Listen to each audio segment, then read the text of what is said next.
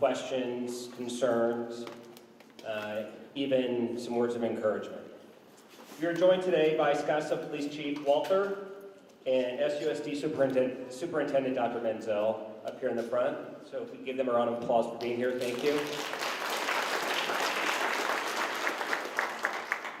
My name's Nick Noonan, and I just joined the Mountainside staff as your interim principal, so it's nice to meet everybody. Normally, if I was at a school that I have a relationship with, this would be a little bit different of a situation. So let me just start off by saying I've been very impressed with the teachers and staff here at Mountainside. All of you who took the opportunity to reply to the plethora of Parent Square community messages that went out, thank you. Thank you for the kind words and for the really great questions. We hope to answer most of those, or if not all of them, this afternoon. Finally, I'd like to just make a comment about your students. It's true that we had, I'm not sure of the exact numbers, but I'm going to guess maybe a 50% absence rate today. And that's understandable. And if you were one of those parents who chose not to send your child to school today, I completely understand. But to those of you who did, I want to just comment on the attitude and really the great sense of joy they brought to our community today. You should be really proud of them, and it was really fun getting to speak to them at small groups in the lunchroom today. I know a lot of you will have questions about the student who brought the gun to school. Who is that? What's the disposition that will be given to that student? I want to share on the very onset that because of FERPA, we cannot share that information with all of you. I can share that we are actively working with Scottsdale Police Department, and we will follow the recommendations of our Student Code of Conduct. I would like to introduce, at this point, Sergeant Bingham, who is the sergeant in charge of all of the student resource officers in the Scottsdale Unified School District. Sergeant Bingham is going to come up and give you a recap of the police work that was done on our campus yesterday. Sergeant Bingham.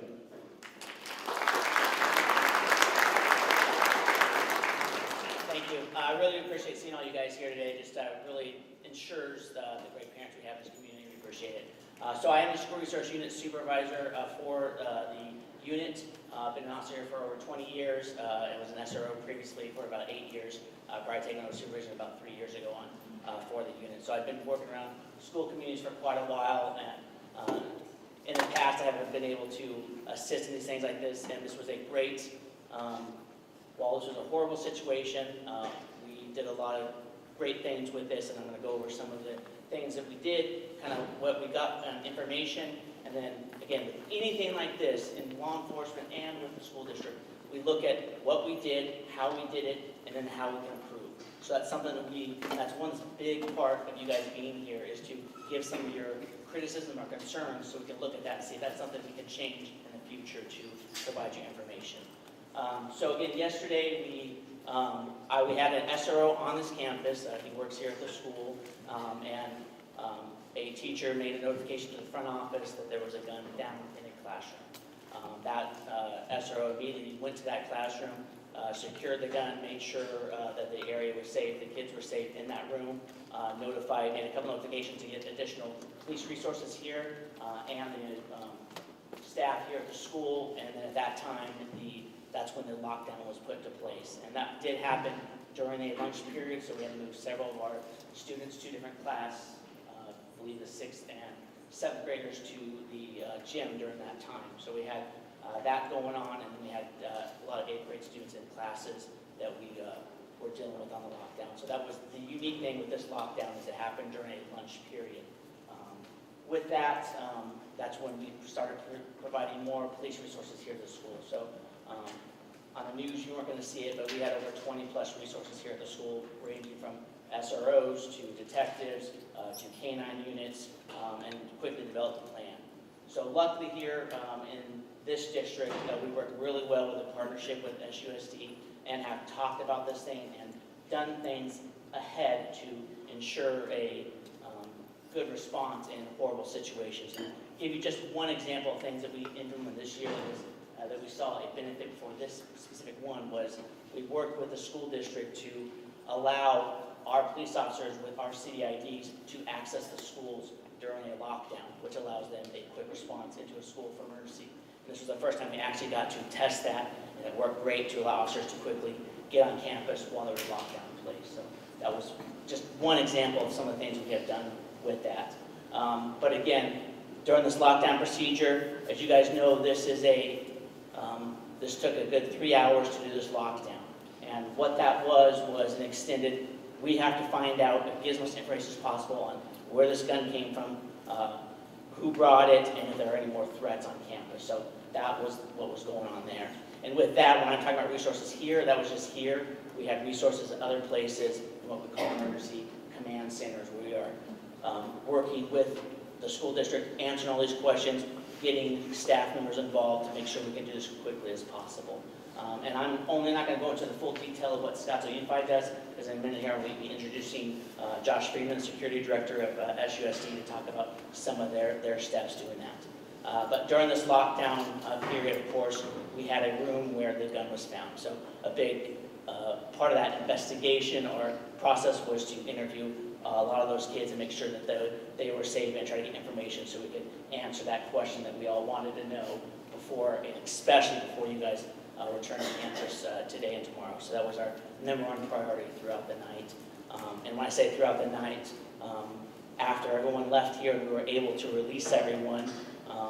We continued our investigation. Several of my SROs worked until like 2 o'clock in the morning, but our detectives did a great job at coming together.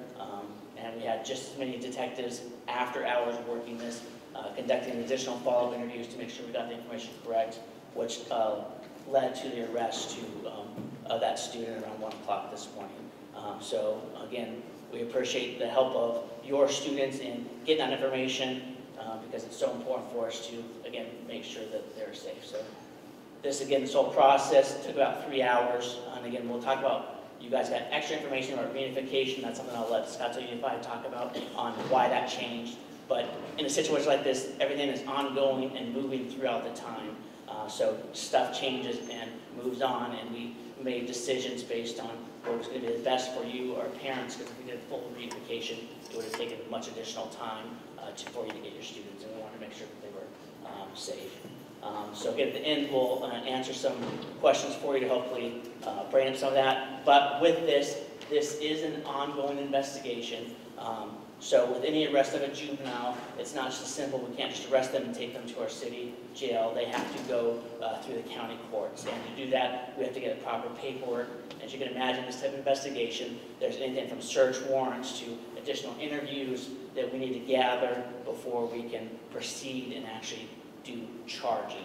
So, but again, an arrest was made from there, and then I'll let SUSD talk about the student and how they would be received back on campus if that would ever be the case. So, and next I'd like to introduce Josh Friedman. He's the Security Director here at Scottsdale Unified School District.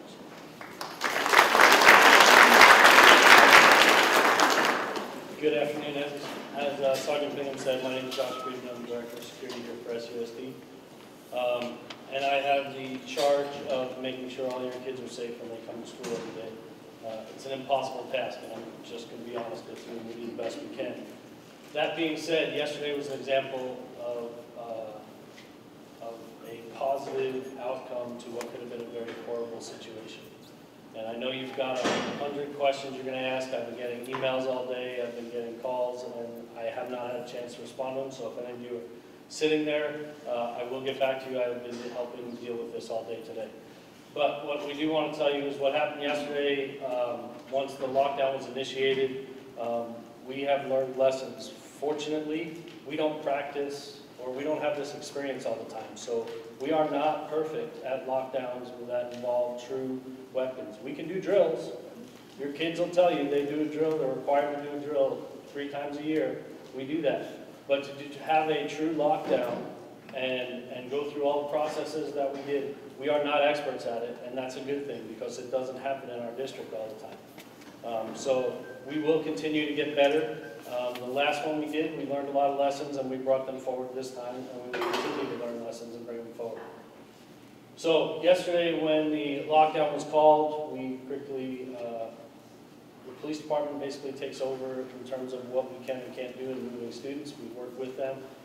We had a command post here on the campus where they were working with what they're seeing in front of them, and then we had a separate command post down in another part of the district where we were able to look at all the other stuff, such as sending out messages, such as buses, all the 28 other campuses that we have students on. And our goal there is to make sure that many of you have kids at other schools, and we want to make sure that everybody's aware. So all of our principals got notifications, so if you called another school, they knew what was going on. We made sure that we got as much positive information, or I should say factual information, out as we could. And that's one of the biggest things. If you follow social media, there was all kinds of stuff that came out right away, and maybe some of you pushed that out. We will not put out information unless it's factual. So we may have known who the kid was yesterday at 2 o'clock in the afternoon, but we're not going to put that out until the police department comes to us and says 100% that this is the child, and we have him in custody, we've made an arrest. And that's why a lot of people said, well, yesterday afternoon we got the message that was kind of vague. And it was, you just said that, you're still investigating and cooperating, we're safe. Well, we won't tell you that arrest has been made until it's done, and as Sergeant Bingham said, that didn't happen until well into the night, early morning hours. And that's why when we woke up first thing this morning, we got together and the release came out. Throughout the day yesterday, there were all kinds of rumors, social media things of various students that were the shooter. They were all false. And I charge all of you as parents to help us. If you're proliferating and continuing to put out false information out there, you're making it worse. That student that everybody had out there had absolutely nothing to do with this, and yet he was called a school shooter. He had absolutely nothing to do with this, and I want to make that clear. And so I'm charging you to, when you go out there and you put something on social media, it's like wildfire, and it goes everywhere. We will give you the facts. We tried yesterday to make sure that you had an update every 15 minutes at the most time. It may have just said, hey, we're still investigating, but that's all we can tell you at that point. You have to realize that we have 700, give or take 500, I don't even know, 500 something students on this campus, if I remember correctly. And they're everywhere. They're in classrooms, they're in the gym, they're everywhere. We have teachers all over. And not only are we trying to control the students and make sure that they have their needs met, such as food, such as bathrooms, things like that, but we are also trying to assist the police department in making sure that people that they need to talk to are not sitting together and coming up with a new story that they're now going to tell and make the investigation last that much longer. So we have made a goal that we will notify you as often as, and like I said, we try and keep it to less than 15 minutes every time during an incident, but it may be just that. And part of yesterday's incident was we didn't know how long this was going to take, and we kept getting input from the police department that was up here doing the investigation, and so we prepared an entire team at a different school to be able to move all the kids to release them from another school. And the reason that we would not have done it here is because you all want your kids, and we got that. I have kids in the district, I have nieces and nephews in the district, and nobody can protect your kids like you can. But I can't have all of you showing up at the school trying to get your kid at the same time while the police department is trying to conduct their investigation, while we're trying to make sure that every child goes home with the right parent. So when yesterday occurred, we were preparing to do a reunification, which is a process that's been set up and is countrywide, where you literally show up at a location and you fill out a form and you show us your ID, and we match it through our student record system that you're actually the parent's guardian, and we get the child, and then the child signs, and we match you up, and you sign that you have your child, and then you go on your way. And that's what would have happened yesterday had this continued longer into the night. So what happened when it got close to release time and we were able to look at it, we said, you know what, the students that are here have a regular release time. They go home on the right buses, they go home the normal way. There were some parents that were here, and so after conferring with the police department and other district personnel, we made a decision that, you know what, we'll delay the release, and part of that was We had to get all the kids that were in the gym back over to wherever they were and had left their backpacks, or their lunches were half-eaten or stuff like that, to gather their stuff, and then get them from there out to CU. That's why the release was delayed. But it was easier for us to do that than have every one of you meet us at a third location and sign for your child, which would have taken hours. Just look at how many people are here and having to match up person A with child A. So that's why the messaging was a little confusing yesterday. We were prepared for that. We were ready to do that. You would not have been happy doing that, but legally that's what we would have had to do so that we could make sure that every child went home with the appropriate parent. And so we were ready to do that, but when we were able to switch with the police department finishing up their investigation, that's why you got the quick message of, hey, you can come to the school now. So it wasn't to deter you, it wasn't to pull a fast one on you, it was literally the investigation concluded faster than they thought it was going to be, and we were ready to go with either case scenario. We did learn some lessons. We learned that your kids did not know all the information. When we said, hey, it's 3 o'clock and you're ready to go now, we learned that they weren't told that, hey, mom and dad had been told all the information and your buses are still going to be here and things like that. So, as I said, we're learning every time we do this and we'll get better with communicating. Some of the other things that occurred was we worked hand in hand with the police department to make sure that any messaging that went out was joint between both of us so that you folks as parents and the community outside all knew the same thing. Everybody knew where you were going to meet, everybody knew when the arrest was made, everybody knew that we were releasing, when we were in lockdown, things like that. Because we know that it's easy to communicate to all of you because we have your contacts, but we also know that you have kids or family members or whatever else that may be in other parts of the city and just hearing bits and pieces. So we did our best to make sure that everybody got the message at the same time and got information that was factual, that we knew that when we told you that the campus was safe, we knew the campus was safe. All right. Other questions? Let's start out down here.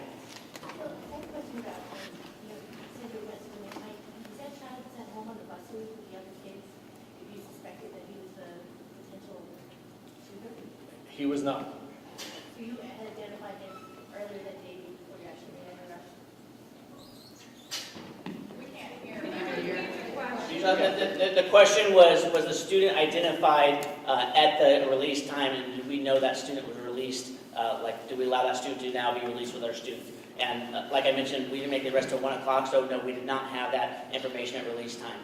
We did not have I will tell you, we did not have a good lead at 3 o'clock yesterday afternoon, but because of the release, we had some students that came forward, and then again with all our investigative tools that we used, we were able to develop a lead a few hours later. So around 8 o'clock, we had a really good lead on who we were focusing on, but then we had to do a lot of extra work from that. So at 3 o'clock, we did not have a lead of who it was that had the gun. Were you concerned sending that potential person home?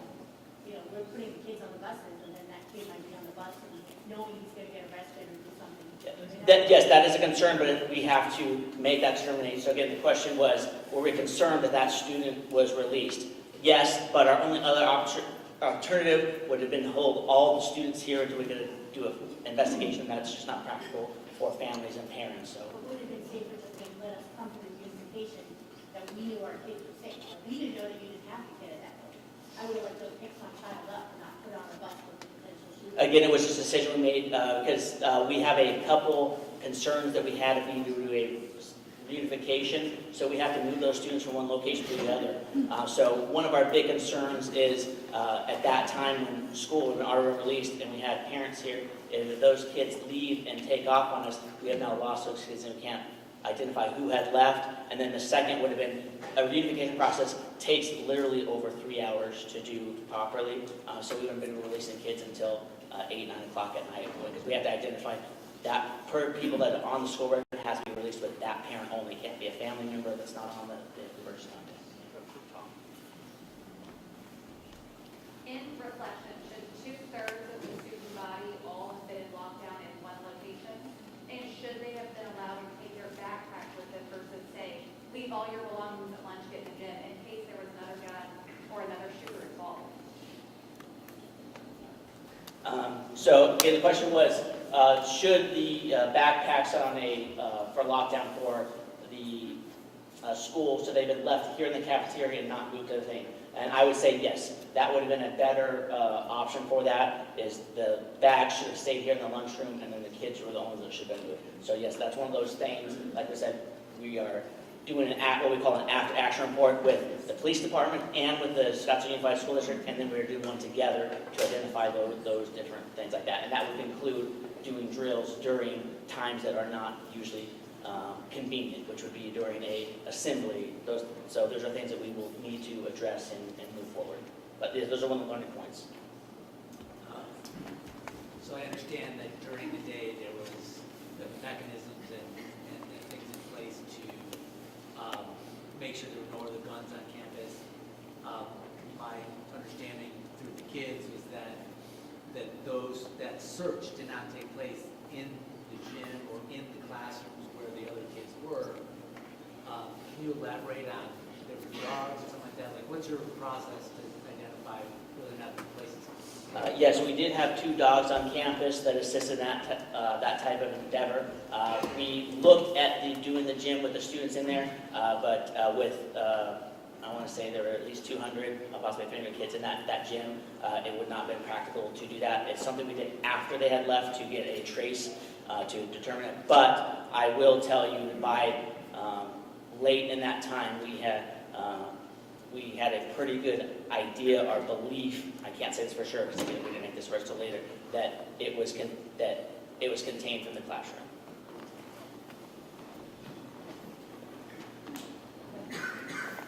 I just want to make sure I understand this correctly. So there's 200 plus students that are locked down in the cafeteria with backpacks, and nobody has looked at the backpacks. So they're all in this room together. There could have been another weapon in the backpacks, correct? Because people are weapons found. There's another weapon. Yeah. Student security in there. We had security officers and staff in there, but yes, we have. I can't give you 100%, yep, there wasn't one in there because we can't do that. So the question again was, how are we know that there were no other weapons in that cafeteria? And we don't. So we had to go off the information we had and through the investigation and with the resources we had. And that was not a big safety concern. And I was one of the ones running it here, and I did not see that was not my biggest safety concern based on the information that I had. And that's the information, unfortunately, I can't provide you out, but that was where I was at, sir. Appreciate the arrest. Thank you all for being here. Forward-looking, someone made a comment, I think it was the interim, about the return of this potential student. So I don't know what you all can share in regards to what we look forward going forward. Also, where parents cooperate. Can you share any of that? What happened? What's that? I'm sorry, what was that? Parents cooperating. So you get the guy. What can you tell us about it? Question again was about the return of the student and were the parents cooperative. Yes, the parents were cooperative on this one, and I will let him speak to the school side on the due process. As far as the student returning to school, we have the student code of conduct approved by the governing board.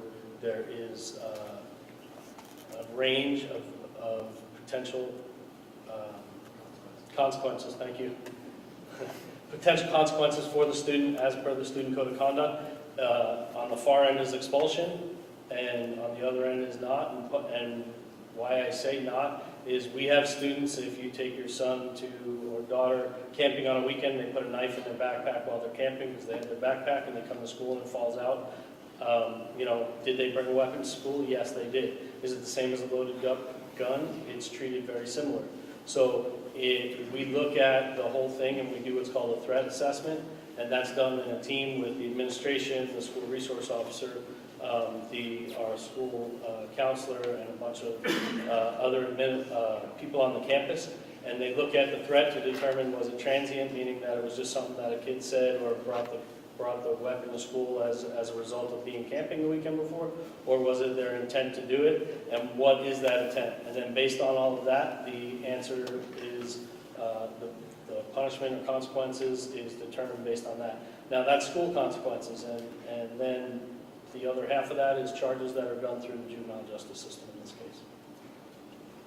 That totally answers the question about returning. Could he return? Could the student return? First of all, yes, the student could return. Any student could return. I don't know the specifics to be able to tell you on this student. If they have a long process of, are they a discipline problem? Have they done things before? All of that is taken into account. Then if he is recommended, she is recommended for suspension, expulsion, that goes forward to governing board for expulsion if they do end up with an expulsion. Back here. First, I want to say thank you to all of the police officers and the entire school staff for a great job.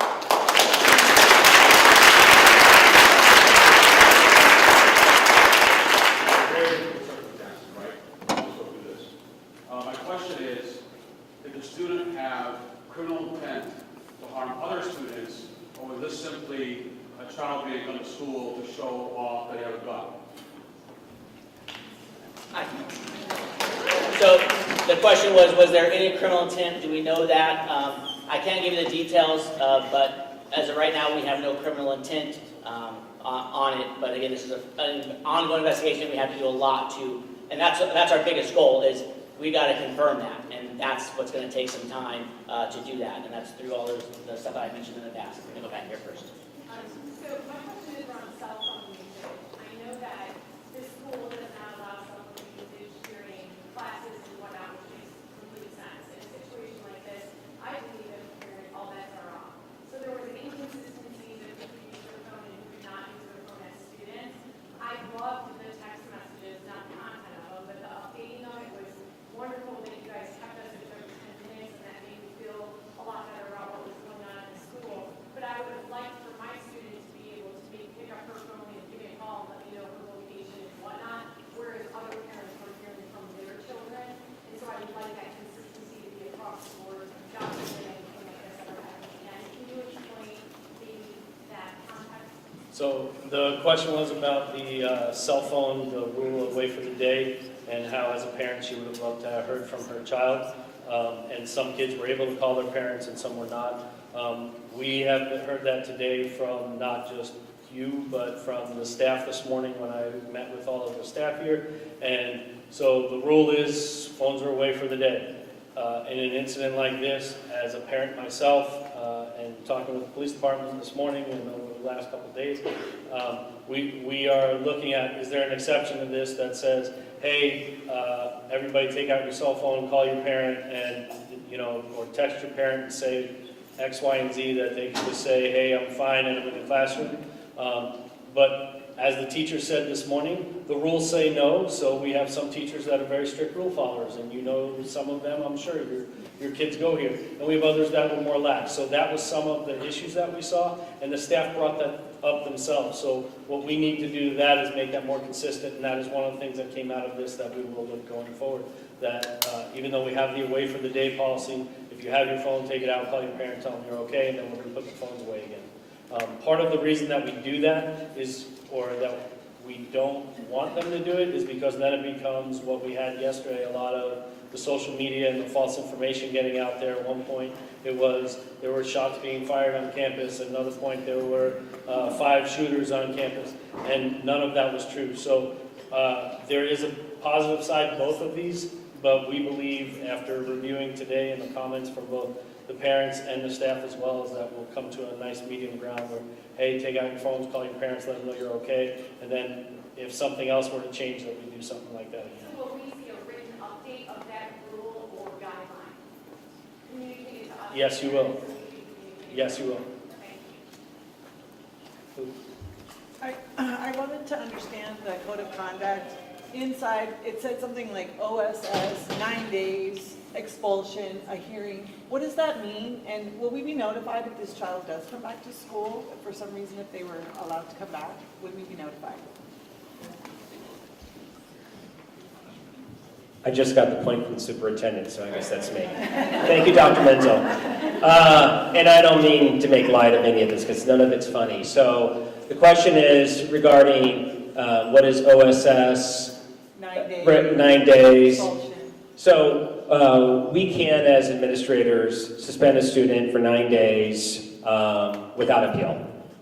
So in a situation like this, we immediately activate a 9-day long-term suspension pending investigation with Scottsdale Police. we do a threat assessment. So there's a lot of factors that go in, but I can tell you, and yes, I think the gentleman referred to me as the interim. Yes, I'm the interim principal, but I'm not a new principal, and I'm happy to reassure all of you that I'm equipped to handle this particular situation, and we will absolutely 100% lean into the safety of all of your students. Now, I'm not telling you that this student is being expelled, but I am telling you that my main goal is to ensure that not only are your students safe, but that they feel safe here at school. And so my hope is that you will trust that we will do what is in the best interest of all of your students. And I promise you that's what we will do and we have always done here in Scottsdale. So thank you for that question. Yes, go ahead. My question is for the police department. I'm curious to know where the student obtained the weapon. That I can't give based on it. I can't give out with the thing, but it wasn't like bought off the black market. We'll leave it at that. But I can't give for the investigation. Yes, sir. So a question I've got, I'm hearing inconsistencies when it's notified that there is a threat on campus. In the classroom, different classrooms did different procedures. Some hid behind a desk, some continued their work. Like something is notified. Where do you guys think there's an opportunity to have more consistency? Some of the teachers knew some of the information, some did not, but it seems like some of them finished the test. My daughter was in the middle of the test and spent 20 minutes sitting there at the desk, and yet you guys called an active situation going on. So I'm curious to figure out how do we have better opportunity in our drills and in the future to be consistent so we ensure that. So the question was about inconsistency of the classrooms during the lockdown procedure. So the goal of a lockdown is to go into a lockdown, be quiet, not do work, all that type of stuff. At some point during this, when we were able to determine, okay, there's no active threat, and we had a control of what we wanted control of, we put in what we call a shelter in place. That then allows the students to continue their work or do whatever the case may be and get a little bit more relaxed. We don't want students hiding in a corner for 3 hours during the time. If we have the ability to put them in a shelter place where they can get more relaxed and get more comfortable and maybe get some directive to keep their minds active, that was our goal. But we had to wait till we got to a certain point to get that. So I don't know when that happened, but that's something we definitely in the school will look into. If teaching was going on during the point where we put in a lockdown until we went to the shelter in place, then yes, that's something we need to address. Over here first. So I just have a question as far as the unification process, because we have split households. So as far as students getting picked up, is it looked at like who's on their emergency card, or is it strictly mom and dad? The question was for reunification, who gets picked up, is it mom or dad or split household? It is based on who is allowed to on the student record. So if the student record has both parents or only one or grandma's on there, then that's who is allowed to pick up. They have to have a photo ID that provides, and we match that with the records that are in the student record system. That's why it is a very long process, because every student has to be verified and every person that comes up to get him has to be verified.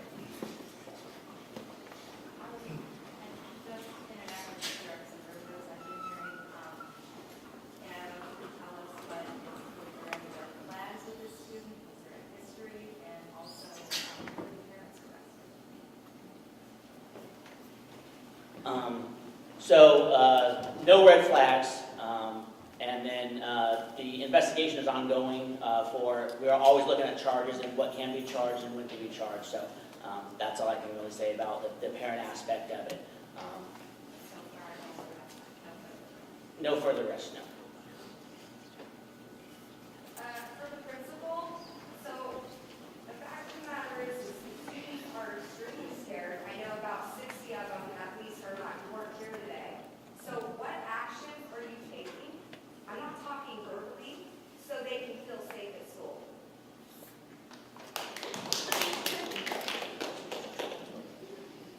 So that's a great question, and in a minute, I'm going to defer to Mr. Friedman. He may be able to provide some more details, but the question is, what are we going to do as a school to ensure that students are safe?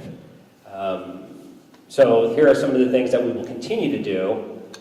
We will continue to ensure and monitor students who come and go on campus. We will ensure that all of our students are wearing their student IDs. To ensure that we have the right people here on campus. It's been suggested that we put in metal detectors and things of that nature. I'm not going to comment on that because honestly that's a little bit above my pay grade, and I'm going to defer to Mr. Friedman here in just a second. We will, I want to go back to the, excuse me?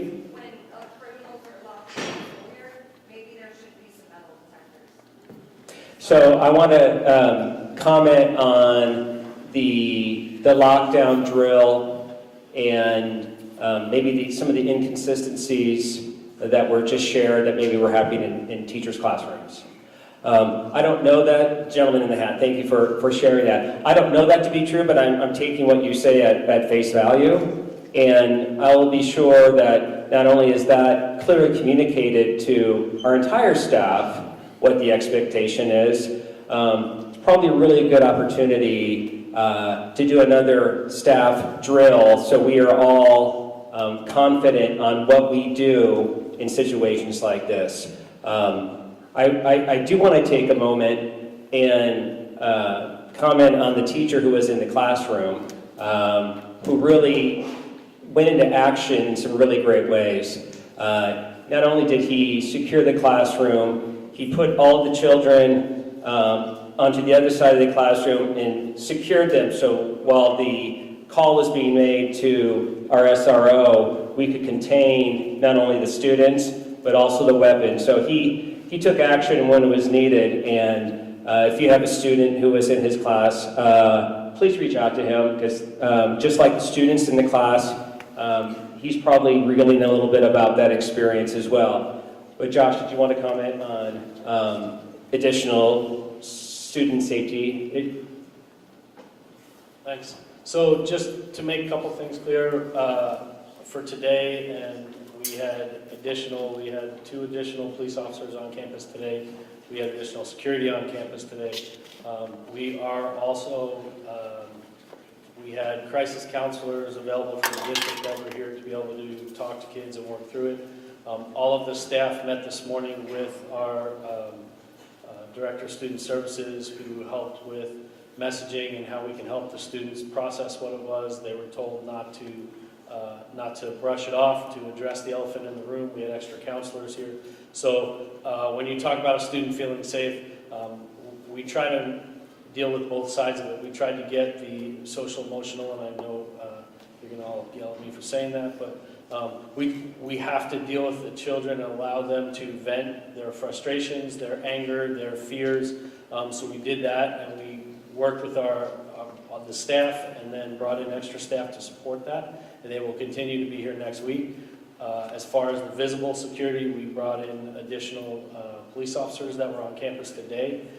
We had extra security guards on campus, and then not visible to everybody else, but we had people down in the district office that were monitoring all the cameras on campus to ensure that we had nobody that wasn't supposed to be here, because we know that people want to come and see, and our friends in the media are here and everybody else. So we had other people that were monitoring the campus that do that. So you want to address metal detectors, and we have looked at the AIs stuff, and Chief Walther wants to come up and talk to you about metal detectors on campus. Right, yeah, tag, here we go.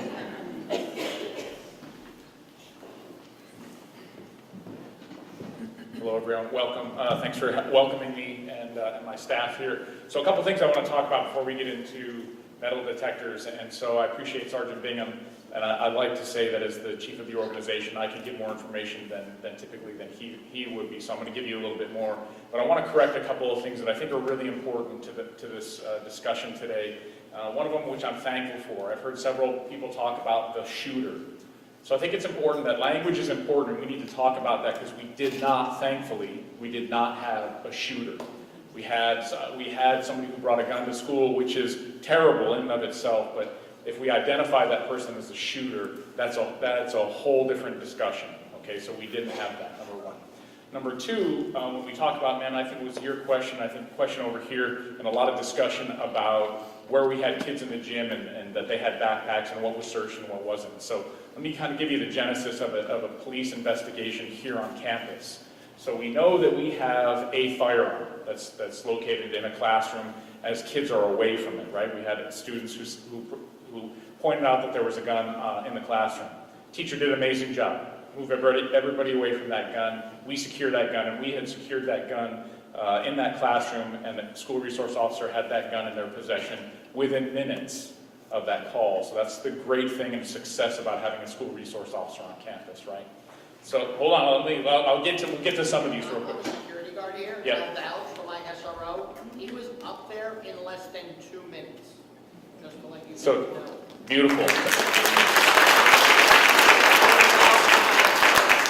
Talk about great response time. Standing next to him when he got the radio call.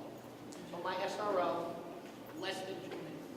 So thanks for pointing that out. So think about it then in terms of that investigation and where that goes from there. So yes, there were kids in the gym. Yes, there were backpacks. Or at the time, and Sergeant Bingham also mentioned this, that at the time at 3 o'clock at release time, we did not have a defined suspect. We had some ideas in the direction we were going. My detectives were on scene. The school resource unit was on scene. So we had some ideas. But think about how this progresses outward from that classroom. So all of the people in the gym that had different backpacks or got on different buses, we looked at who was in that classroom throughout the day, right up until the time period that gun was found. So then we'll start working backwards. We'll work backwards on who was in the classroom at that time, who was in the classroom just prior to that, who was in the classroom prior to that. Those are the people that we're interested in talking to, right? So other people who are going to get on the bus, we know based on where they were in the school, they're uninvolved. So is there a potential that somebody else had a gun in a backpack, uninvolved to that room? Sadly, there's always that possibility. There's a possibility that some of you in this room are armed that we don't know about. And so those are the things that we have to take into consideration as opposed to bringing in 200 or 300 or 400 people into that room and then interviewing all of them. What we did do was we interviewed everybody who was in that room during that school day, right, to see if we couldn't find the gun. Now, kids are smart, even 11-year-olds. You see it at home already, right? Deny, deflect, levy counter accusations. So the same is true during an investigation. So that's what we were dealing with when Sergeant Bingham says kids then started to go home at 3 o'clock. We started to head down a direction because what's the best piece of evidence we have? The firearm. And so the question about where the gun came from, I will give a little bit more information and just tell you that it wasn't, some illicit arms dealing going on campus, or did the kids get the gun from another parent, got another kid or another friend, what have you. There's a familial connection to that, and that's about 99% of the time we're going to see a familial connection to a firearm. Okay, that's what we're looking at. The question related to, are there going to be, arrests of parents? So that's something that continues to this moment as the investigation continues on, is that we'll look at that familial connection and was there, what happened? What was the potential breakdown and how did a kid bring a gun?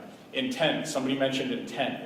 Can we prove an intent to harm another student on campus? At this time, we don't have that intent. We have a kid who had a gun in a backpack, and then ultimately it spilled out onto the floor. But it was getting to that after denied, deflected, and counter accusations, right? So that's kind of where we sit. I'll finish up and get out of the way, and then you can ask me a question or two. Is when we talk about metal detectors or backpacks and whether those should be allowed on campus, that's something that Dr. Menzel and I and Josh have already started talking about related to enhanced or increased safety on campus for all of SUSD. But if you look at metal detectors, do they work? How expensive are they? Are there 29 campuses, 29 schools in Scottsdale Unified School District? You can imagine the cost, and I know what you're going to say, the cost of people in one child, I totally agree, but the cost and the time and the effort that it's going to take to start putting metal detectors on campuses when they're not foolproof.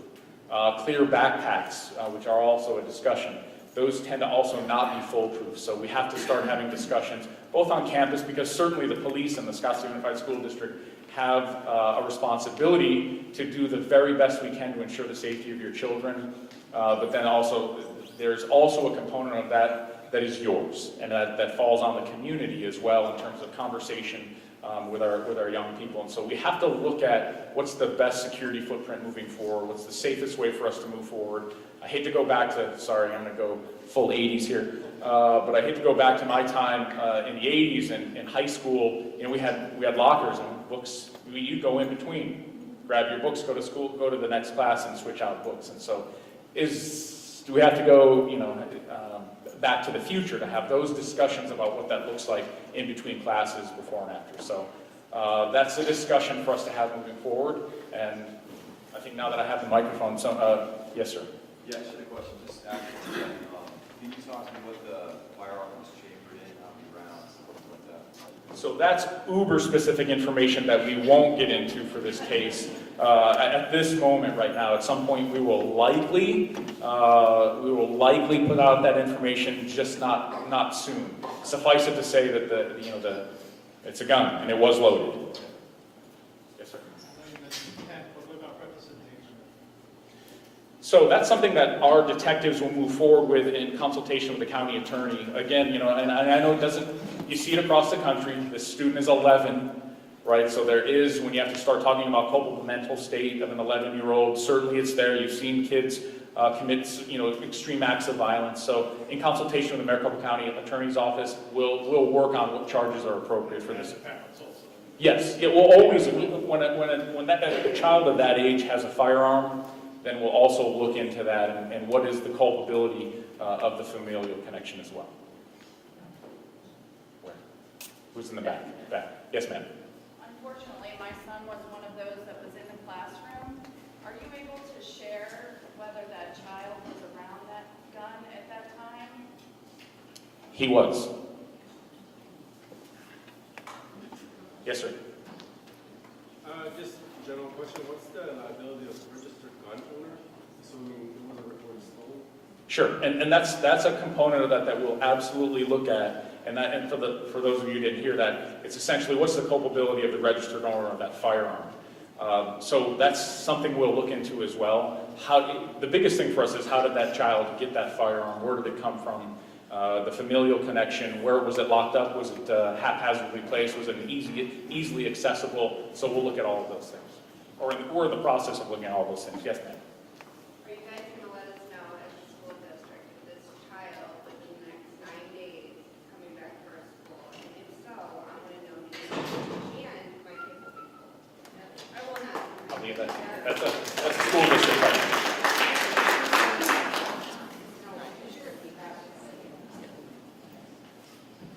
I just pointed to Dr. Menzel, but he's not getting up.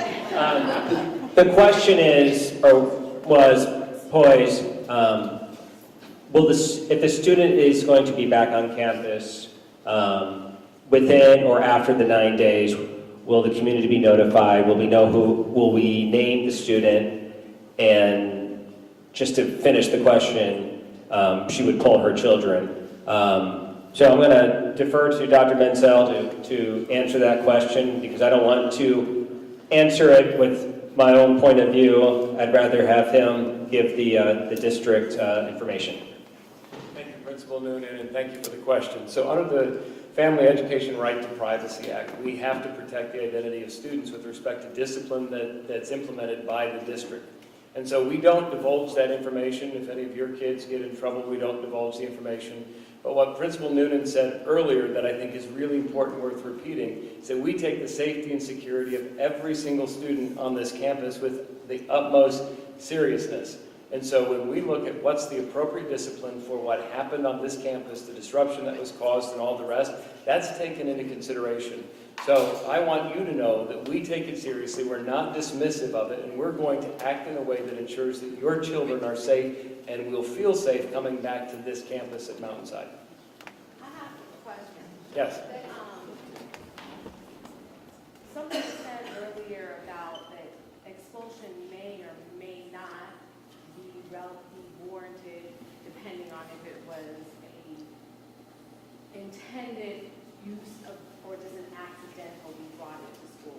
My concern is that even accidental guns go off and people accidentally can get killed. If you're telling me, and I'm not trying to be argumentative or anything else, that this is not a hard line expulsion regardless of why it was here.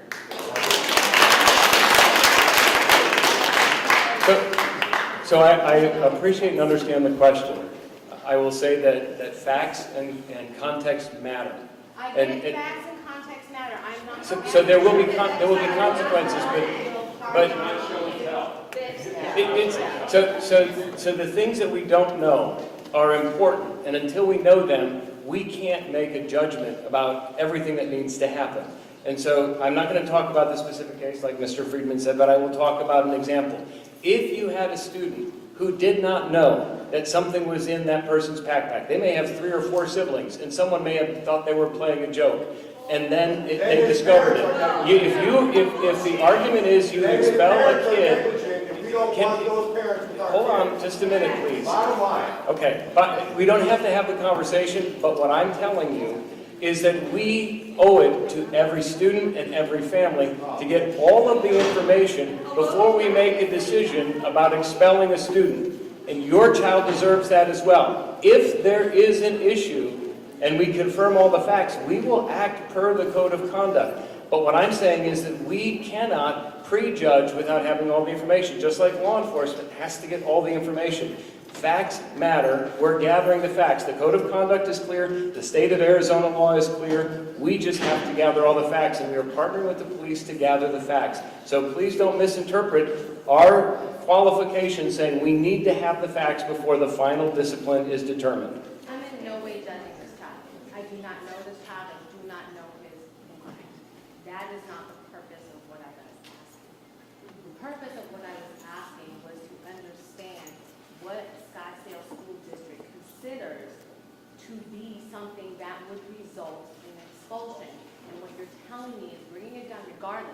Their parents, if that was an accident and they went camping and they left the gun and the thing, blah, blah, I want to just say that there's a lot of people that are misconfusing some of the information. A lot of the stuff that was mentioned that you guys are bringing up were examples they were trying to give to help you better understand it. So go back to what they have mentioned, that safety and security of the students is their utmost important, and that's what they want you to understand. That is their goal, is to make sure your students feel safe. So they were given examples of how that could go with a knife. So is there anything that kids get expelled for? Because it sounds like There have been expulsions in Scottsdale Unified School District. They do happen. It's not something that's elevated to a status of expulsion. And again, I'm not asking. No, guns. So kids have been expelled for weapons violations in Scottsdale Unified since I've been here. That happens. So all I'm saying is that we can't talk about the specifics, and we don't have all of the facts yet in order to be able to take that. But we follow the code of conduct, we follow the process, and the safety and well-being of every student on our campus is our top priority. So that is our commitment.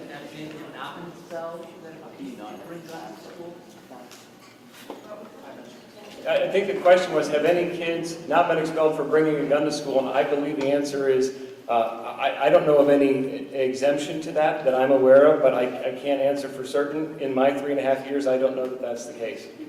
So bringing a gun to school is a serious infraction. It jeopardizes everyone's safety and well-being. And so the law is specific.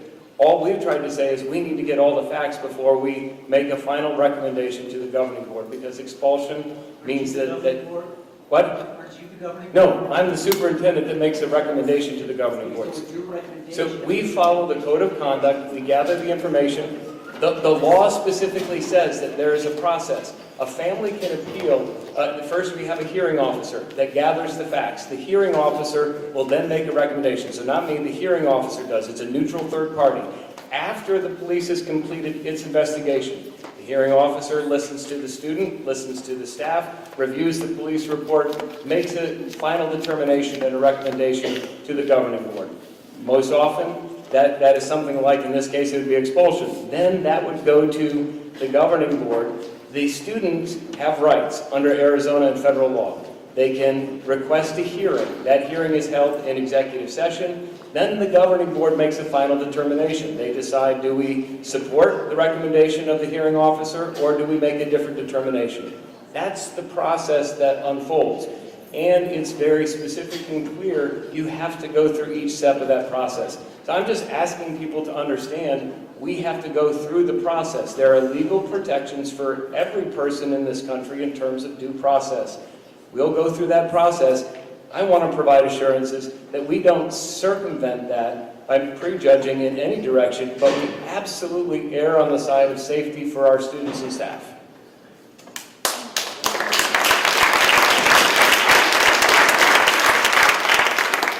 What happens after the 9 days if you haven't completed all the investigations and done all this stuff? So the 9-day was a floor, not a ceiling. And so while we're collecting information, we ensure that we're not reintroducing something that is uncertain for us. Yes, behind. So, getting the gun to the school, because you said that it could be accidental, and that was an example, but do you know why the kid brought it to the school?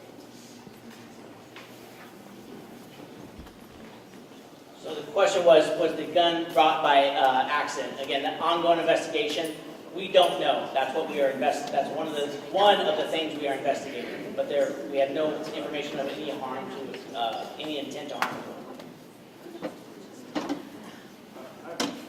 Earlier, Sergeant mentioned that the badge system for putting together the Scottsdale PD district.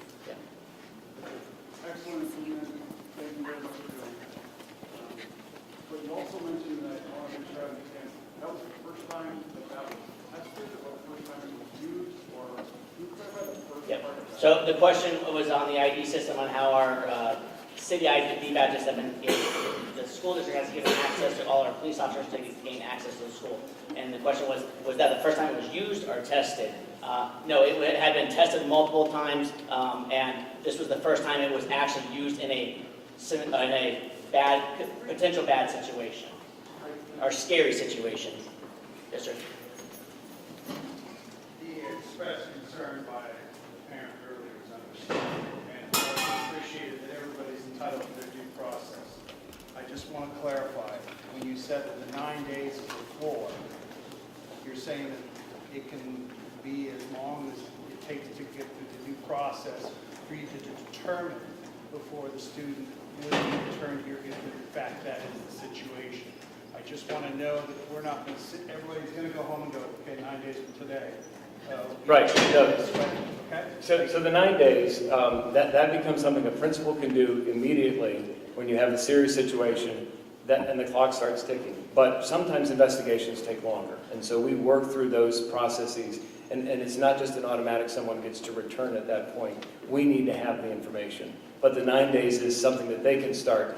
When you get long-term suspensions, so 10 days or longer, there are other federal requirements and other policy within the district that you have to look at. So, for example, and again, I'm not speaking about this specific student, but since we have you all here, we can talk about some federal requirements. If a student has an IEP or a disability, there are separate federal laws related to how discipline is imposed. Not that it can't be, but we have separate requirements. So we have to kind of go through all of those steps to make sure that we're complying with all state and federal requirements. But again, that doesn't mean we compromise safety and security on the campus. It just means that we're checking those boxes, and we cannot divulge student-specific information to all the parents about somebody else's kid. So know that we're following the code of conduct that the board has approved. We're following Arizona and federal statutes in order to be able to process all of the information related to this. First, I want to also thank you. My son was in the classroom as well, and it was scary, but Mr. Tiemann did a fantastic job.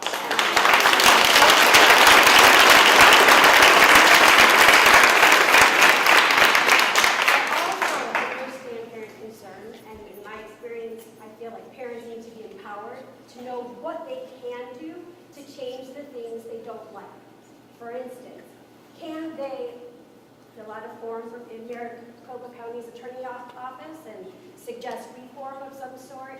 Can they lobby their legislators and ask for stricter gun laws, what can they do to help change the things they don't like? So parents can always get involved in ways that you suggested in terms of if there's a policy or law, something you think there's a gap in what needs to be done, that can be changed. Arizona does have, I call it zero tolerance laws, but there are strong language and legislation with respect to weapons on campus, which is why this is, when it happens, districts move in this direction. There are underlying issues and concerns. How does an 11-year-old get access to a weapon that can be in a backpack and end up in school?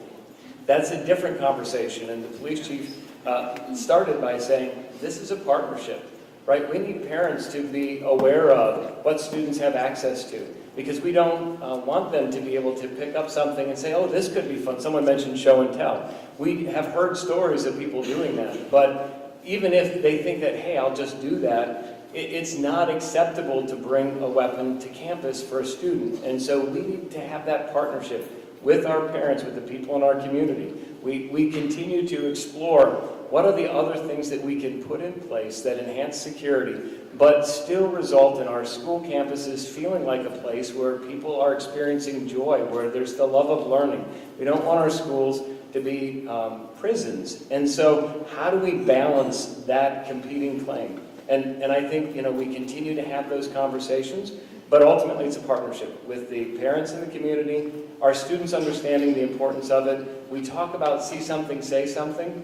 When you see something or you hear something, one of the big challenges we have relates to social media and the things that happen in social media. Our police department is fantastic in terms of being able to let us know if they hear or see something on social media chatter, but they don't capture everything. But your children might. They might hear something, they might see something. The more that we can partner together to create an environment that says, I respect you, I respect your right to be here and to be safe, and that things like guns are dangerous and should not be in school. Not anti-gun, but guns don't have a place in a middle school. So, except for if they're with law enforcement. So those are the kinds of messages we want to continue to reiterate and make sure that as a community of learners, and I did want to commend all of you. One of the things that I know is reflective of a strong community is when people show up for something like this, and to have this many parents and committed community members who are concerned about the safety and well-being of students is a testament to the strength of this school. So thank you for being here. Thank you for your commitment to your children and for your willingness to ask the questions while we go through a process that's still not yet complete. One or two more questions, and then we can talk offline. Mine's about violence in general, not related to this. There have been multiple incidents with violence not related to guns or knives or anything. Is there a certain number of times, say, a child could get into a fist fight before we say you're no longer allowed back to school? Because it seems like there's some repeat offenders. And I'm wondering if there's a certain... So the question is about violence in school, repeat offenders, and how the code of conducts work. And it's essentially, to simplify it, progressive discipline. And so the code of conduct will identify what the parameters are for a first offense, a second offense, and then Principal Noonan can talk about how he's managed some of those. As a former principal of another middle school, he can talk about how that's worked on a campus. Sure. Thank you for the question.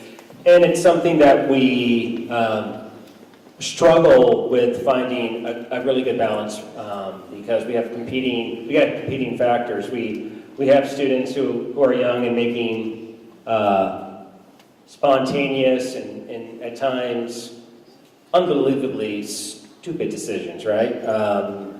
But at the outset, what I think I led with before was determining what's safe and reasonable for the greater good. So we do employ what Dr. Menzel considers or called a progressive discipline. And we do get to the point at times when we have repeat offenders who are committing like acts of violence, where we do go not only for the long-term suspension, the 9 days, but beyond, and they do go to hearing. So we have expulsion hearings not just for students who bring a loaded gun to school. students can go to expulsion hearings for a variety of reasons. So thank you for asking that question. Two people that I definitely need to call on. There first, and then you've had your hand up so politely. You don't have to go to the gym tonight. You're good. Go ahead. Yeah, mine's more about communication. So I actually was able to hear from my child right when the lockdown happened. And there was 21 minutes before I heard from the school or got any communication. And it was really scary. Like, why did that take so long to hear from the school? So you got to understand that Question, what was the question? Oh, sorry. The question was, her student was able to communicate quickly with her, but there was another 20 minutes before the school heard something. So remember that there's this process. So our resources are getting there. We are making sure the area is safe and the students are safe, getting more police resources, so we're getting everything under control. When I first arrived here, the school was in complete lockdown, which means all my staff members were locked down. So one of the first things I did when I got here was release the admin staff from a lockdown so I could, because when I got there the phone was going crazy. So that first thing was that. Another thing I did was give basic information to my dispatch. Of course they don't have all the information, but so when people call, we can start getting information that way. But to best answer your question is we have to get it stabilized before we can start displaying and processing information out to the district personnel who are then working on the letters to get it out. But that's stuff that we have learned from previous things, and that's something we're always trying to do and improve on doing, is doing that. And we've already had communications on how can we even do that better next time, even though we were sitting out every 15 to 20 minutes. We are already looking at how we can improve that with a partnership and doing that. And if you are not aware, if you follow both our social media for Scottsdale Unified, but also the Scottsdale Police Department, we are always working in tandem and giving that information out. So one may get put out a little bit sooner than the other, but we work together to get that information out as quick as possible. And that is one of our goals, is to get that information out as quick as possible, because we know how concerned you are about your kids, and we want to get that to you. But we do have to make sure that it's safe, and we have the proper resources to make sure it's safe before we can get to that step. When the decision was made to move forward with regular dismissal, would it have been prudent with not having a suspect identified to have kept the 25 or 30 students in T-Min's 4th hour back, let the campus clear, and then release those individuals? Or was there ever thought that in the whoever the suspect was, that is the general population? So the question was, for that class, could we have kept them longer? We could have, but we had done what we could on the information we have, and I will tell you, releasing the students actually helped provide us to get some new information, because again, that allowed students to start talking with their parents and stuff like that. So it benefited us in this time, but it was something we thought about, but we just didn't have enough to hold them. And we have to, again, we are talking about Fourth Amendment stuff, and we can hold people for a reasonable amount of time, but we only have X amount of information, and we can't hold people for a really extended long period of time until we can make sure if we don't have the information. So it was helpful that we released them, but it's something we talked about. So back to when, I know you guys touched upon metal detectors, clear backpacks.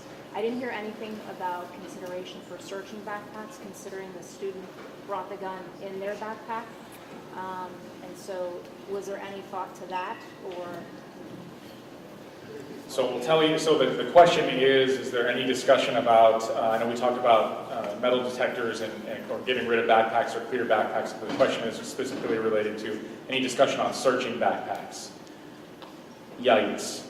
That will be incredibly labor intensive on SUSD folks. And so while that can be certainly part of a discussion about searching backpacks, that's when you think about how big some of our schools are, that's going to be pretty labor intensive. So I understand that, but hold on, go ahead. You're bursting at the seams. Go ahead. Who cares on how long it takes to search backpacks if it means no gun is Agreed, but I'm not saying that we can't do that. I think that there are some better remedies to that. I think there's some better remedies. Don't you think it makes the kids feel safer if they physically can see that you're doing something? Of course, but a knee-jerk reaction oftentimes is not the answer. The answer is how are we going to look at this, especially when we're talking about a singular student. So that there are ways to approach this. without just going off half-cocked and then potentially making a bad situation worse. There are ways that we should be looking at this to continue to increase the safety. But I'm gonna piggyback off that, and then your discussion, and I'm glad you have your hand up because I think it's your discussion about, your question was, how can we help, right? And you talked about, can you go to MCAO, Maricopa County Attorney's Office, can you have discussions, are there bills that you can sponsor, all of those things. So here's where I'm gonna take this with so many of you here, and with our media partners here as well, and some of you are not gonna like this, totally get it. This is the problem. This is one of the problems. And what I say by that, this is one of the problems, is that I think we did a great job in the 80s, the 90s, the 2000s of really addressing problems with bullying, right? One-on-one bullying. This is the new bully pulpit. I know you know this already. Here's the problem, and you talk about violence going on in the Southeast Valley, teen violence going on in the Southeast Valley, or the crime spree, or the building that we had at Scottsdale Basis, and $50,000 worth of damage from boys in the same age range as this today, breaking windows, and us having to make arrests related to that. So you'll see a lot of things going on social media, on TikTok, on Instagram, on Snapchat, that really drive a lot of behavior of our young people. And so our kids are buckling under the crushing weight of this machine. And so they're emulating things that they see on social media. And so I think that we have to have, in large groups like this, and with our media partners, we have to have discussion, open and honest discussion, about the things that our young people are emulating that they see on social media. And so we have to decide what's the right age for social media. Is it 11? Is it 18? So we're not gonna solve that problem here right now, but it's a discussion that I think we should have collectively with your local authorities, your law enforcement, your unified school districts, and parents to come together to say, what's the resolution to this? Otherwise, your question of how can we help, we can come up with every bill, every law, you could outlaw all manner of things. I'm here to tell you it's not going to help until we have an honest discussion about what's going on in social media and how our young people are emulating the things that they're seeing around the country and around the world because it looks cool, and then they're capturing it on social media, and it's on a YouTube channel or it's on TikTok. And so those are things that I think we have to have honest conversations about, while at the same time we talk about, as partners between the community, between parents, between SUSD, between the police department, what are the best ways we can continue to make kids safe? And is it searching backpacks? Is it clear backpacks? Is it metal detectors? Is it no backpacks at all? I'm going back to an old school system. So I think all of those things are certainly on the table. Ma'am, I see you have your hand up, but you're not looking at me. So yeah, what's your question? You actually read my mind. My question was, during the investigation, did any connection with bullying came out? So was the boy bullied, or was he a bully? We have not identified that in this investigation yet. I'll just remind you is that initially when we interviewed all the kids associated with this classroom, it's true, you have your, I know I'm not going to say this is you, young man, but it really is deny, deflect, like counter accusations, right? And so we get that even from this suspect of have no idea, until we really work that problem. And what helps is serial numbers on guns, things like that, that we can lead back to a particular family or a particular suspect. So I don't have any information right here, right now from my detectives that this is a bullying situation. I don't have any indication right now that there was a target of this young man. What we have right now is that he brought a gun to school. We're going to continue to explore that. This is different. Real life is different than SVU or any TV show where they solve the crime in 40 minutes with 20 minutes of commercials. Okay, this is, Dr. Menzel talked about process, right? There has to be process. If we're going to take your rights away, and arresting you takes your rights away, we have to build a case. So in building that case, there has to be more information gathered, and sometimes it takes a hot minute to get that done. And so while we've made an arrest, what that tells you is that we determined probable cause, that it was this young man who brought a gun to school, and we can connect this gun to that person. Because mind you, a gun's sitting on the ground, nobody around it, right? Now my folks have to find out, okay, where did this gun come from? What's the serial number? Who does it belong to? And then we go from there. So we have to develop probable cause. When we make an arrest, we now know we have probable cause to make that arrest. But then we get into the real meat and potatoes of why'd you bring the gun? What was your intent? What was your plan if you had one? Was it show and tell? Was it showing a buddy of yours that, hey, I got this gun? And so we'll continue to develop that intent even though we made an arrest already. I'm going to call on the young man, Laura's son. Go ahead.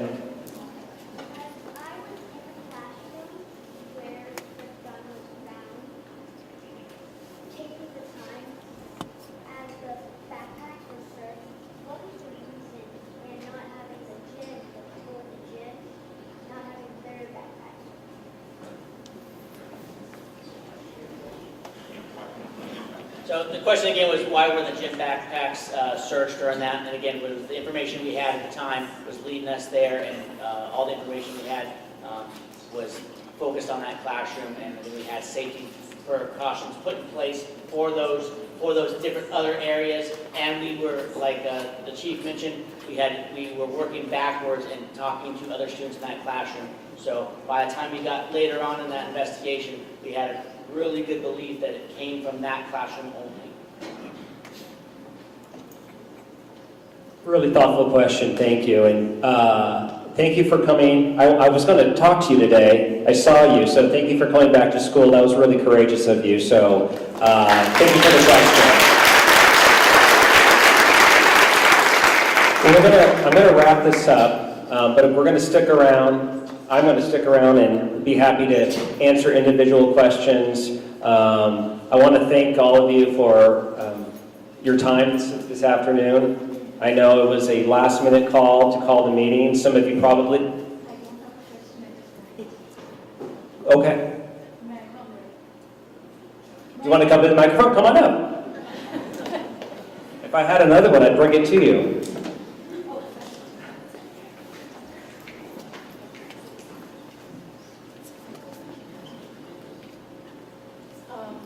Sorry, this takes courage to come up here.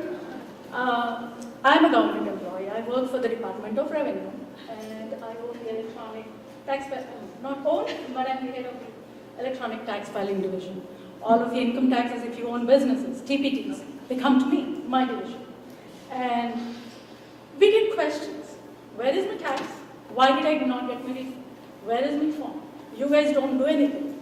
Like standing here, sitting there, watching this team, we have the director, we have the chief, and the sense of humor Mr. Noonan has had throughout these questions. I know we are all worried. I know we are all very concerned that our kids are here. It is super scary. But we have to see the partnership here. We have to appreciate, in fact, we have to give a standing ovation for all the teachers who make our kids feel safe.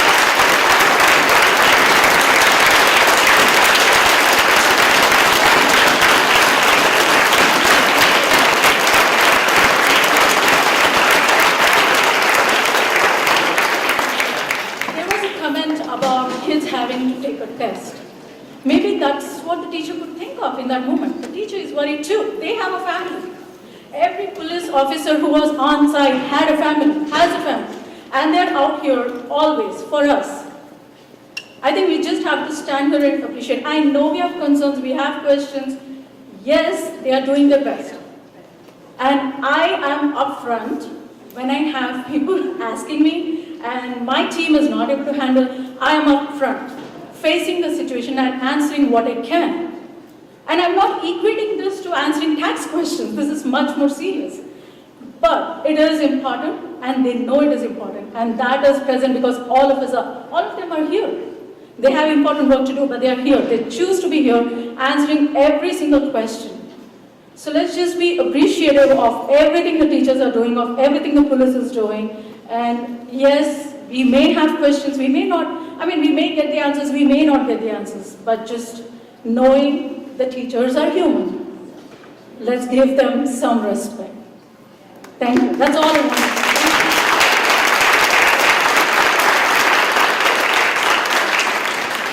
That's pretty hard to follow up. So thank you all again for being here. If you have additional questions, we're going to stick around. We'll answer them. We'll do our very best. You can also send questions to Let's Talk. You can direct it to Safety and Security. That goes right to Josh Friedman and his team. Thank you for taking time. I'm really, really impressed that we had such a large crowd. And thank you and have a great weekend.